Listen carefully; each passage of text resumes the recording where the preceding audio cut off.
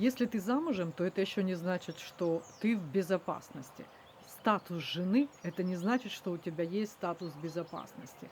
Например, сейчас в наше время, в военное время в Украине, это очень хорошо видно, потому что женщины, которые приходят ко мне на консультацию, а такие есть, например, да, первый вариант, или первый пример, когда, жена потеряла мужа. У мужа был бизнес, он был предприниматель.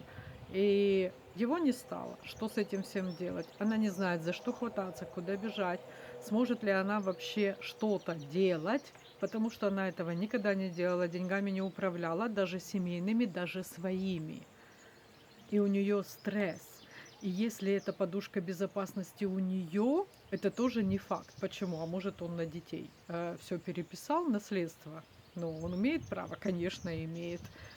Ну, а ты тогда с чем остаешься? Подумай.